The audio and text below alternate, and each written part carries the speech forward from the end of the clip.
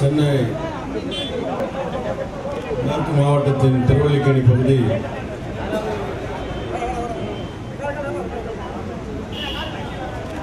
நூற்றி 19வது வட்டத்தின் சார்பாக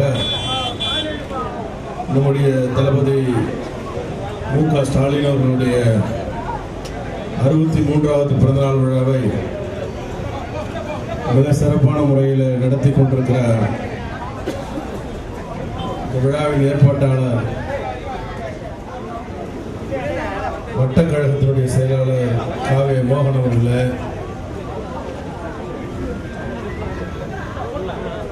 முன்னிலை பொறுப்பில் ஏற்றிருக்கிற பகுதி கழகத்தினுடைய செயலாளர் அன்பு சகோதரர் ARPM காமராஜ் அவர்களே, மாவட்ட கழகத்துடைய துணை செயலாளர் அன்புக்குரிய நண்பர் RN துரை அவர்களே, முன்னாள் பகுதி கழகத்துடைய செயலாளர் அருமை சகோதரர் காவே செழியன் அவர்களே, வரவேற்புரை ஆற்றியிருக்கிற அன்புக்குரிய திருநாவுக்கரசு அவர்களே, நந்தகுமார் அவர்களே, பச்சையப்பன் அவர்களே, அசோக் அவர்களே, ரவி ராஜ்குமார் அவர்களே, என் ரவி அவர்களே, கபாலிதாசன் அவர்களே, ஏவி அன்பு அவர்களே, இந்த நிகழ்ச்சியில் கலந்து கொண்டிருக்கின்ற நம்முடைய மாநில மீனவர் அணியினுடைய துணை அமைப்பாளர் அன்புக்குரிய பொன்னரசு அவர்களே, ராஜா மொஹிதீன் அவர்களே,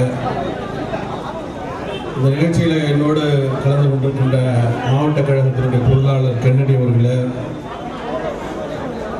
ஏனைய வட்டக்கழகத்தினுடைய செயலாளர்களே, இந்த வட்டக்கழகத்தினுடைய நிர்வாகிகளே, நன்றி உரை ஆற்ற இருக்கிற விஜயகுமார், கோபு, சுந்தரவடிவேலு, சந்திரசேகர் அவர்களே, மேடையில் வீட்டிருக்கிற முன்னோடி பெருமக்களே,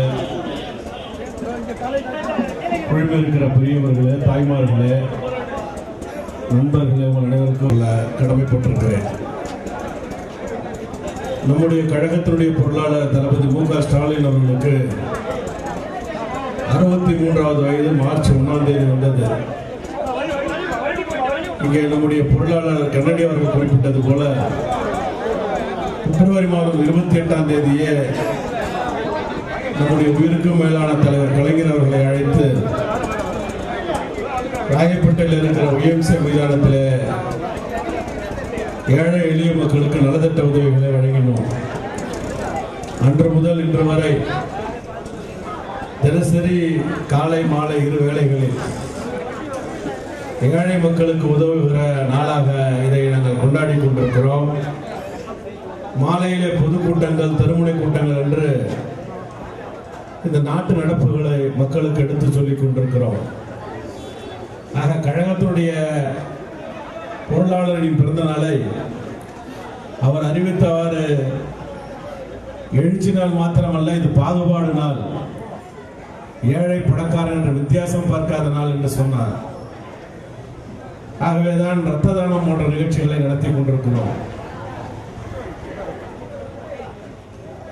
பல இயக்கங்கள் இன்றைக்கு நாட்டில் இருக்கிறது. ஏன் ஆண்டு கொண்டிருக்கிற அதிமுகவில் இருக்கிற தலைவர் ஜெயலலிதாவுக்கு கூட பிறந்தநாள் வருகிறது. ஆனால் அவர்களெல்லாம் பிறந்தநாள் என்று சொன்னால் கோவில்களுக்கு போவார்கள், அங்கப்பிரச்சாரம் செய்வார்கள், மண்சோறு சாப்பிடுவார்கள், பெண் அமைச்சர்களாக இருந்தால் வேப்பிள்ளை கட்டி கொண்டு அங்கப்பிரச்சாரம் பண்ணுவாங்க. இவைகளெல்லாம் கூடாது என்பதல்ல, இவைகளெல்லாம் தங்களை வாழ்வை வளப்படுத்திக் கொள்வதற்காக அவர்கள் பிறந்தநாள் கொண்டாடுகிறார்கள். ஆனால் நாம் தான் ஏழை எளிய மக்களுக்கு உதவுகிற நாளாக இந்த நாளை கொண்டாடி கொண்டிருக்கிறோம். ஆக இன்றைக்கு இருக்கிற இந்த நாள் மூலமாக நாங்கள் உங்களுக்கு எடுக்கிற வேண்டுகோள், இங்கே கூட நம்முடைய செழியன் அவர்களிடத்தில் வரும்பொழுது சொன்னார், காவல்துறை இந்த மேடையை கூட போட விடாமல் அங்கும் இங்கும் அலங்கழித்தார்கள், காலையிலே தான் ஒரு மூலையிலே போட விட்டார்கள் என்று. அவர்கள் என்ன செய்வார்கள்? அவர்களுக்கு எடுக்கிற ஆணை எப்படி? காவல்துறை இன்றைக்கு அதிமுக அரசுடைய ஏவல் துறையாகத்தான் இருக்கிறது. இதை நான் சட்டமன்றத்திலேயே பதிவு செய்திருக்கிறேன். முதலமைச்சராக இருக்கிற பன்னீர்செல்வம் முதலமைச்சராக இருக்கிறாரா என்றால் கிடையாது. ஒரு பினாமி கம்பெனிக்கு எப்படி ஒருத்தர் இருப்பாரோ அது மாதிரி ஜெயலலிதா ஜெயலலிதா அவருடைய பினாமியாகத்தான் அங்கே அமர்ந்து கொண்டிருக்கிறார். சட்ட ஒழுங்கை காப்பாற்றக்கூடிய முதலமைச்சர் சட்ட ஒழுங்கை காப்பாற்றுகிறார் என்றால் கிடையாது. நாட்டில் யாருக்காவது பாதுகாப்பு இருக்கிறதா? இவ்வளவு கெடுபிடி செய்கிற காவல்துறையை கேட்கிறேன், அதை கட்டி காக்கிற முதலமைச்சரையே கேட்கிறேன். இந்த நாட்டில நீதி வழங்குகிற நீதிபதிக்கே பாதுகாப்பு இல்லை. அதுவும் குறிப்பாக பெண் நீதிபதிகளுக்கே பாதுகாப்பு இல்லை. நாகப்பட்டினம் பக்கத்தில் நீதிபதி மாலா என்பவரை 2 நாட்களுக்கு முன்பாக ஒரு கும்பல் மாலை நேரத்திலே தாக்கி மண்டையை உடைத்திருக்கிறார்கள். ஒரு வாரத்திற்கு முன்பாக ராமநாதபுரத்திலே ஒரு நீதிபதி வீட்டின் முன்பாக வீடு முழுவதும் கல்வீசி தாக்கி இருக்கிறார்கள். இவைகளெல்லாம் சட்ட ஒழுங்குக்கு அறிகுறியா? தாலி செயின் பறிப்பு, கொலை, கொள்ளை இவைகளெல்லாம் குறைந்தபாடு இருக்கிறதா? வேறெங்கும் போய் தேட வேண்டாம். காவல்துறையினர் வீட்டிலேயே கொள்ளை நடக்கிறது. தாம்பரத்திலே ஒரு எஸ்ஐயினுடைய மனைவி கழுத்தில் இருக்கிற நகை பறிக்கப்படுகிறது. காவல் காக்கிறவரிடத்திலிருந்தே கொள்ளை போனால் எப்படி இவர்கள் மற்றவர்களுடைய நகைகளை பாதுகாப்பார்கள்? கொலை என்பது சாதாரண நிகழ்வுகளாகிவிட்டது. ராயப்பேட்டை மருத்துவமனையில ஒரு கைதி படுத்துக் கொண்டிருக்கிறான். அவனை ராயப்பேட்டை மருத்துவமனைக்குள்ளே புகுந்தே வெட்டி கொள்கிற அவலங்களை இந்த ஆட்சியில் நடைபெற்றுக் கொண்டிருக்கிறது. சென்ட்ரல் ரயில்வே ஸ்டேஷன்ல ரயில்ல பாம்பு வைக்கிறான். அதை கண்டுபிடிப்பதற்கு துப்புள்ள இந்த காவல்துறைக்கு. அதே போல பேங்க்ல ராபரி பண்றாங்க.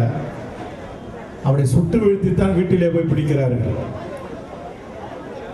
எதை மிச்சம் வச்சிருக்கிறது இந்த நாடு? சட்ட ஒழுங்குகளை இன்றைக்கு அதல பாதாளத்துக்கு சென்று கொண்டிருக்கிறார்கள். நேரம் இருந்தால் புள்ளி விவரத்தோடு சொல்வேன். எவ்வளவு சொன்னார்கள் ஒரு அதிகாரி, எங்களை எல்லாம் இங்க இருக்கிறவரெல்லாம் 1 டன் போடுகிறார் என்ற அதிகாரி. அவர் யார் என்று எங்களுக்கு தெரியும். அவர் எப்படிப்பட்டவர் என்பது எங்களுக்கு தெரியும். உரிய நேரம் வரும்போது சட்டப்படி நாங்களும் நடவடிக்கை எடுப்போம். எங்களுக்கு ஒன்றும் அதை பத்தி கவலை இல்லை. காவல்துறையை கண்டு பிறழுகிற இயக்கம் திராவிட முன்னேற்ற கழகம் கிடையாது. இந்த மேடையே இல்லை என்று சொன்னாலும் தரையில் என்று பேசுவோம். இன்னும் கேட்டால் காவல் நிலையத்துக்கு முன்னாடி இருந்து கூட பேசுவோம். மைக்கே இல்லைனாலும் வரும் குரல்ல பேசுவோம். எங்களை கொண்டு போய் சிறையில் அடைத்தனா சிறையில் இருக்கிற கைதியும் திராவிட முன்னேற்ற கழகத்துக்கு சாதகமாக மாற்றக்கூடிய திறமை எங்களுக்கு உண்டு. இன்றைக்கு இருக்கிற முதலமைச்சர் ஏதோ பெரிய அறிவாளி போல நினைச்சுக்கிட்டு இருக்காங்க காவல்துறை. முதலமைச்சர் சரியா இல்லாதனால காவல்துறை சீர்கெட்டு போய் கிடக்கு. ஒரு ஐபிஎஸ் அதிகாரிகள் மாநாடு இதுவரை நடத்திருக்காங்களா? அந்த முதலமைச்சர் காவல்துறையை பத்தி ஏதாவது தெரியுமா இவருக்கு? சென்ற சட்டமன்றத்திலே நான் குறுக்கிட்டு கேட்டேன். நில அபகரிப்பு சட்டம்னு ஒரு சட்டம் கொண்டாந்தாங்க இந்த ஆட்சி வந்த உடனே. யாருக்காக? திராவிட முன்னேற்ற கழகத்தை பழி வாங்கணும். என்னை போன்று தீவிரமாக பணியாற்றவர்களை சிறையில வைத்தால் திமுக அழித்து விட. யாரோட முட்டாள் சொல்லி கொடுத்துருப்பான் ஜெயலலிதாவுக்கு. உடனே அந்த அம்மா அதை எடுத்துக்கிட்டு ஒரு சட்டம் போட்டாங்க. சிலர் எங்களை போன்றவர்கள்லாம் கைது பண்ணாங்க. திமுக அழிந்தா போயிடுச்சு. நில அபகரிப்பு சட்டத்தில் அது ஒரு சிவில் கேஸ். நிலத்தில் ஏதாவது தகராறுனா சிவில் வழக்கு போடலாம். அது இவங்க ஒரு புதுசாக ஒரு சட்டம் கொண்டாந்தாங்க. அதை கிரிமினலாக மாற்றி கைது பண்ணுறது, ரிமாண்ட் பண்ணுறது. இதில் முதலமைச்சர் எழுந்து படிக்கிறார். போன சட்டசபை கவர்னர் அவர்கள் பதிலளிக்கும் போது கிட்டத்தட்ட இந்த நில அபகரிப்பு சட்டத்தின் மூலமா 5000 கோடி ரூபாய்க்கு நிலங்களை மீட்டெடுத்து மக்களுக்கு கொடுத்துருக்கிறோம் அப்படின்னு நான் உடனே எழுந்து கேட்டேன். அது அவையிலிருந்து நீக்கிட்டாங்க. முதலமைச்சர் பேசக்கூடாதுன்னா நான் அப்பயும் மீறி பேசினேன். நில அபகரிப்பு சட்டம் மூலமா 5000 கோடி ரூபாய் மீட்டு கொடுத்துருக்கீங்கன்னு சொல்றீங்களே, அது உண்மையானால் யார் யாருக்கு மீட்டு கொடுத்திருக்கின்ற பட்டியலை இந்த ஆட்சி வெளியிடுமா என்று கேட்டேன். முதலமைச்சர் சொன்னாரு அது பட்டியலாம் வெளியிட முடியாதுன்னு. ஏன் வெளியிட முடியாதுன்னா காவல்துறைக்கு யார் கொடுத்திருக்காங்க அதிகாரம் நிலத்தை மீட்டு கொடுக்கறதுக்கு? நில அபகரிப்பு சட்டம் மூலம் வழக்கு தான் நீ போடலாம். நிலத்தை மீட்டு கொடுக்க வேண்டியது சிவில் சட்டமன்றம் இல்ல, காவல்துறை மன்றம் அல்ல, அது நீதிமன்றம் தான் மீட்டு கொடுக்கணும். இது கூட தெரியாத ஒரு முதலமைச்சர் அவையில் இருந்து கொண்டு பேசுகிறார். அப்படின்னா நான் கேட்டேன், காவல்துறையில மீட்டு கொடுத்துருக்கீங்கன்னா காவல் நிலையம் என்ன கட்ட பஞ்சாயத்து நிலையமா மாறிடுச்சா? எப்ப காவல் நிலையத்துல சமாதானம் பேசி வழக்குகளை முடிக்கிறீங்க? அது நீங்க முதலமைச்சர் வந்த பிறகா? பதில் இல்லை. பேச முடியாது. இல்ல இல்ல இதெல்லாம் இதுக்கெல்லாம் ஆதாரம் கிடையாது, ஆனா பாதிக்கப்பட்டவங்க எல்லாம் திருப்தியாகிறாங்கன்னாரு. வெறும் வாயை மெல்ல முடியுமே தவிர ஆதாரம் கிடையாது இவங்கிட்ட. அதனால்தான் உயர் நீதிமன்றமே நில அறிவிப்பு சட்டத்தை ரத்து பண்ணிட்டாங்க. அது ரத்தாவாது. நிச்சயம் திமுக ஆட்சிக்கு வரும். அந்த சட்டத்தில் இன்னும் சில வகைகளை சேர்த்து யார் யார் பழிவாங்கப்பட்டார்களோ அவர்களை எல்லாம் மீண்டும் பழிவாங்குவதற்கு திமுக நிச்சயம் விட்டு விடாது. இந்த காலகாலத்துக்கு இவங்களுக்கே ஓட்டு போட்டிருக்காங்களா மக்கள்? ஸ்ரீரங்கத்தில் ஜெயிச்சுட்டா ஆட்சியை பிடிச்சிருவீங்களா நீங்க? 2006 இருந்து 2011 வரைக்கும் நடந்த இடைத்தேர்தல் யார் ஜெயிச்சது? நாங்க தான் ஜெயிச்சோம். கடைசியா நடந்த 2010 பெண்ணாகரத்துல அதிமுகவுக்கு டெபாசிட்டே போச்சு. 2011 ஆட்சி போலையா? மக்கள் ஒரு மனதை மாற்றினார்களா, மாற்ற வேணும்னு விரும்பிட்டாங்கன்னா ஆட்சியை மாற்றுவதற்கு ஒரு சில நேரம் ஆகாது, 1 மணி நேரத்தில் மாற்றிடுவாங்க. மக்கள் புரட்சி வெடிக்குமே ஆனால் ஜெயலலிதா இல்ல யாராலையும் நீ நிலை எடுக்க முடியாது. ஆகவேதான் இன்றைக்கு திராவிட முன்னேற்ற கழகம் தன்னுடைய பணியை ஆற்றிக் கொண்டிருக்கிறது. எதிர்கட்சினா என்ன? ஆளுகிற கட்சி செய்கிற தவறுகளை சுட்டிக்காட்டுதான் எதிர்கட்சி. ஆளுகட்சிக்கு ஜால்ரா போடுறதா எதிர்கட்சி? நீங்கள் என்னை தேர்ந்தெடுத்தீர்கள் இந்த தொகுதியிலிருந்து. ஆளுகிற கட்சியாக மாற வேண்டும் என்றுதான் நீங்கள் எல்லாம் வாய்ப்பினை வழங்கினீர்கள். கலைஞர் முதல்வராக வர வேண்டும் என்றுதான் எனக்கு நீங்கள் வாக்குகளை வழங்கினீர்கள். ஆனால் தமிழ்நாட்டிலே பெரும்பாலான தொகுதிகளிலே அந்த நிலை இல்லை. அன்றைக்கு 2G வழக்கு என்று சொல்லி 1,76,000 கோடி திமுக கொள்ளையடித்து விட்டது என்று பிரச்சாரம் செய்தார்கள்.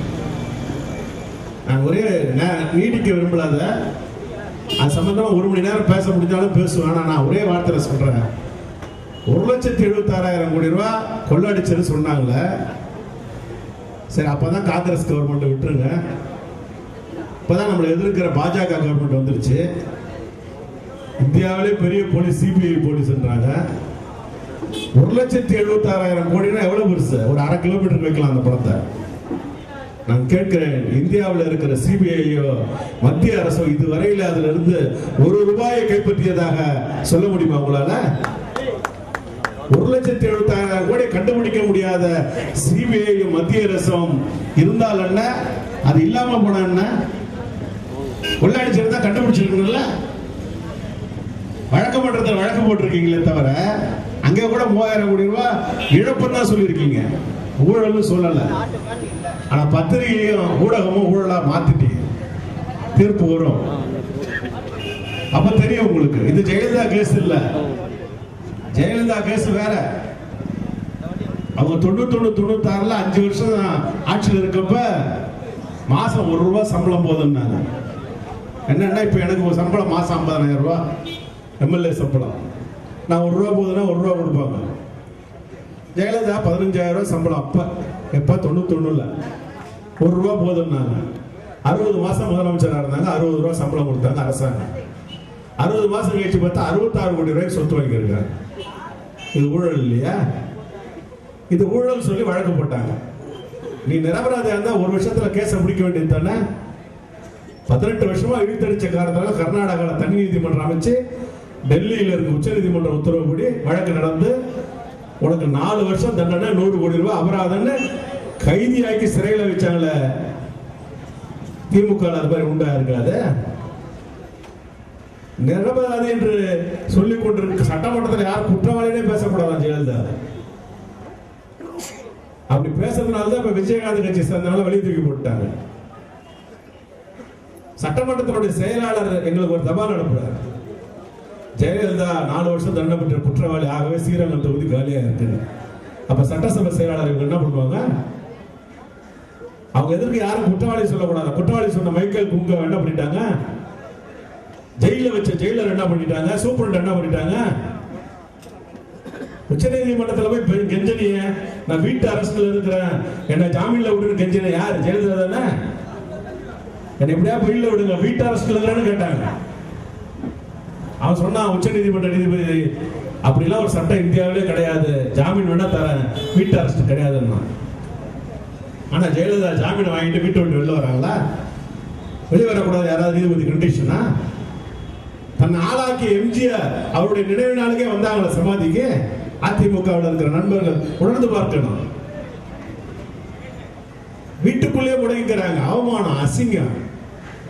அவங்களுக்கு மட்டும் இல்ல, தமிழ்நாட்டுக்கே அவமானம். அவங்களால இன்னைக்கு உலகெங்கும் வாழ்கிற தமிழர்களுக்கு அவமானம்.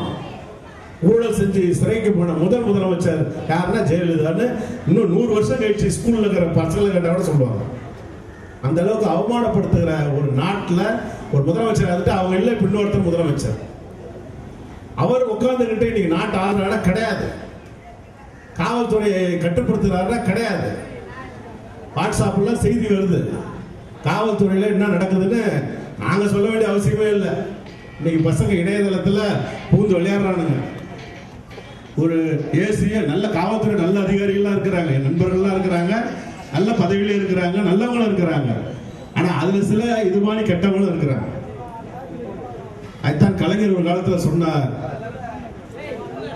அரிசியில இருந்து கல்லை பொறுக்கலாம், ஆனா கல்லுல இருந்து அரிசியை பொறுக்கூடாதுன்னு. ஏன்னா அது மாதிரி நான் எங்க ஆட்சியில அரிசி மாதிரி இருந்ததுல கல்லு மாதிரி காவல்துறையில இருந்தாங்க. ஆனா உங்க ஆட்சியில இன்னைக்கு கல்லுல கிடக்குற அரிசி மாதிரி இருக்கிறாங்க. காவல்துறையில அவ்வளவு கெட்டு போய் கிடக்கு. நல்ல அதிகாரிகள் இருக்கிறாங்க, ஆனா அந்த அதிகாரிகளையே கெடுக்கிற வகையில ஒரு சில அதிகாரிகளுடைய, நான் சொல்ல வேண்டிய அவசியமே இல்லை, ஏதோ அன்பழகன் குற்றச்சாட்டு அல்ல, ஒளிபரப்பு அப்படியே ஆடியோல வருது. அது அவர் கேட்கிறாரு, என்னோட அழகா புருஷன் ஒரு கேள்வி ஒளிப்பதிவு வந்திருக்கு. பெண் காவலர் டிசியோ ஏசியும் பேசிக்கிற ஒரு நாடா வருது. அதை கேட்ட உடனே யாராவது நடவடிக்கை, ஏன்னா முதலமைச்சர் சரியா இருந்தா இங்க போலீஸ் சரியா இருப்பாங்க. காவல்துறை கட்டிக்காங்க முதலமைச்சரே அவர் வீட்டுக்குள்ளே இன்னைக்கு காலையில் பார்த்தீங்கன்னா ஒரு 300 பேர் நின்று போராடிட்டு இருக்காங்க. யாருன்னா ஆம் ஆத்மி கட்சி சார். என்னடா வந்த இதுக்கு நடவடிக்கை எடுங்க, ஒரு காவல்துறை கண்டிச்சு. முதலமைச்சர் வீட்டுக்குள்ளேயே பூந்து நடவடிக்கை எடுக்கிறாங்க. அந்த அளவுக்கு காவல்துறை வந்து அவர் மதிக்கிறதே இல்லை. ஒரு முதலமைச்சர் பன்னீர்செல்வம் ஒருத்தர் இருக்கிறதா மதிக்கிறதே இல்லை. அவர் முன்ன பின்ன கூட யாரும் போறது இல்லை. அவர் ரெண்டு மட்டும் தானா போய் தானா வருது. அவர் தலையை குடிச்சுக்கிட்டே போறாரு. நாங்களாவது வரைக்கும் முதலமைச்சர் 100 தடவை சொல்லியிருப்பேன். யாராவது ஒரு ஏடிஎம் காரன் சொல்லுங்க, மாண்புமிகு முதல்வர் பன்னீர்செல்வம், அதோட பதவி போடும். சட்டசபையிலே சொல்றது இல்லைங்க சட்டமன்ற உறுப்பினர்கள். மாண்புமிகு முதல்வர், மக்கள் முதல்வர் எம்ஜிஆர், இவர் ஜெயலலிதான்றாங்க. அவங்க மக்கள் முதல்வர், அவங்க மக்களே பார்க்காம வீட்டுக்குள்ள இருக்கிறவங்க பேர் மக்கள் முதல்வரா? கொஞ்சம் யோசிச்சு பாருங்க. நாடக சுத்தர இப்ப கூட சொன்னார, நேற்றுக்கு முந்தின நாள் 93 வயசு வரப்போகுது அடுத்த மாசம். போராட்டத்தை அறிவிச்சுட்டு வீட்டில் முடங்கி கிடைக்கிறவர்கள் எங்கள் தலைவர். போராட்டத்தை அறிவிச்சுட்டு வள்ளுவர் கூட்டத்துக்கு வந்து போராடியவர் எங்கள் தலைவர். வயசு 93 வரணும்னு அவசியம் கிடையாது, பார்க்காத பதவி கிடையாது. அந்த கூட என்ன பேசுறாரு, சிறையை நிரப்புவோம். எந்த வயசுல? 93 வயசுல சிறையை நிரப்புவோன்றாரு. சொல்லிட்டு பின்னாடி போக மாட்டாரு, முன்னாடி போய் நிற்பாரு. 2002 ஒரு முறை விலைவாசி உயர்வு போராட்டம் நடந்தது. அப்ப நீதிமன்றத்தில் வழக்கு போட்டு திமுக நடத்திய போராட்டத்தில் முன்கூட்டி யாரையும் கைது பண்ணக்கூடாதுன்னு ஒரு ஆணையை வாங்கணும். அவங்கள நீதிபதியே சொன்னார், யாரையும் முன்னாடி பிடிக்கூடாது, போராட்ட களத்துல தான் பிடிக்கணும்னு ஒரு ஆர்டர் போட்டார். அப்போ காலையில 10 மணிக்கு நான் வீட்டுல இருந்து கிளம்பிக்கிட்டு இருக்கேன். நானாவே ஜெயலலிதா கேட்பேன். ஒரு இது கிளம்பிட்டு இருக்கும்போது உடனே காவல்துறையை சேர்ந்த நண்பர்கள் எல்லாம் வீட்டுக்குள்ள போட்டாங்க. உங்களை கைது பண்றேன்னாங்க. என்ன காரணத்துக்கான்னு கேட்டேன். இல்லை நீங்க போராட்டத்துக்கு கிளம்பிட்டு இருக்கீங்க அதனால என்ன? நான் சொன்ன போராட்டத்தில் தானே பிடிக்க சொல்லியிருக்காங்கன்னு. அது நீதிமன்றம் சொல்லிச்சு, எங்களுக்கு முதலமைச்சர் சொல்லியிருக்காங்க உங்களை கூட்டு போக சொன்னாங்க அப்படின்னு. சரி, நான் நேரம் அவங்களோட போனேன். இந்த செய்தி தலைவர் கலைஞருக்கு தெரிஞ்சது. நான் ஒரு சாதாரண தொண்டர். நான் கைது செய்யப்பட்ட செய்தி தெரிந்து காவல்துறையினுடைய ஆணையர் அலுவலகம், எழும்பூர்ல இருக்கிற ஆணையர் அலுவலகத்துக்கு முன்னாடி தரையில போய் உட்கார்ந்து போராடியவர் தலைவர் கலைஞர். தலைவனுக்காக போராடுகிறவர்கள் தொண்டர்கள், ஆனால் திமுகவில் தொண்டர்களுக்காக பாடுபடுகிற தலைவர் என்பதை நிரூபித்து காட்டியவர் எங்கள் தலைவர் கலைஞர். ஆகவே நாங்கள் ஒரு அனுபவம் வாய்ந்த தலைமையின் கீழே பணியாற்றி கொண்டிருக்கிறோம். எங்கள் தலைவருக்கு 75 ஆண்டு கால பொது வாழ்வு இருக்கிறது. அவர் 50 ஆண்டு காலம் தொடர்ந்து சட்டமன்ற உறுப்பினராக இருக்கிறார். ஆக எங்களுக்கு அனுபவம் இருக்கிறது. எப்படி நடந்து கொள்ள வேண்டும் என்று எங்களுக்கு தெரியும். எங்களுக்கு யாரும் அறிவுரை கூற வேண்டிய அவசியம் எங்களுக்கு கிடையாது. ஆகவே இன்றைக்கு இருக்கிற நடப்புகளை எல்லாம் உணர்ந்து கொண்டு வருங்காலத்தில் நம்முடைய தலைவர் கலைஞரை 6வது முறையாக கோட்டையிலே போய் அமர வைக்க வேண்டிய பொறுப்பு இந்த தொகுதி வாக்காளர்களுக்கு இருக்கிறது. இன்றைக்கு நம்முடைய சட்டமன்ற உறுப்பினர் நான் இன்றைக்கு இருக்கிறேன் என்று சொன்னால் இந்த தொகுதி ஏதோ திமுக கொண்டு போட்டிக்கிறதுனால தொகுதி மக்களை புறக்கணிக்கிறாங்க. தொகுதி மேம்பாட்டு நிதியை கூட இதுவரையில செலவு செய்யல. 4-5 கோடி ரூபாய்க்கு மேலே கடிதம் கொடுத்த ஒரு வேலை நடக்கல. அதைத்தான் நம்முடைய சட்டமன்ற உறுப்பினராக தளபதி அவர்கள் ஒரு ஆர்ப்பாட்டமே நடத்தி காட்டினார். அவருடைய தொகுதி குளத்தூர்ல நடக்கலன்னு. சேப்பாக்கம் திருவள்ளிக்கேணி சார்பாக நடத்த போறோம். ஆனா நம்ம போய் மண்டல அலுவலகத்தில் நடத்த மாட்டோம். நேரா கோட்டைக்கு முன்னாடியே போய் நடத்துறதுன்னு முடிவு பண்ணிட்டோம். வேற எங்கேயும் போறதில்லை. நமக்கு தேவை கோட்டை தான். ஸ்ட்ரெயிட்டா கோட்டைக்கு முன்னாடி ஒரு நாள் குடிச்சு என்ன போலீஸ் பிடிச்சிட்டு போய் பொருள் வைக்க போறோம். அது என்ன பெரிய ஜெயிலா, பார்க்காத ஜெயிலா, பார்த்துட்டே வருவோம். மக்களுக்கான போராட்டத்தில் விரைவில் அறிவிப்போம். ஏன்னா மக்களுக்கான பணத்தை, ஒதுக்கின பணத்தை செலவு பண்ண மாட்டேன்றாங்க. ஆக இனிமேலாவது இருக்கிற காலங்களிலாவது அந்த பணத்தை செலவு பண்ணுங்க. நான் ஓராண்டு இருக்கு,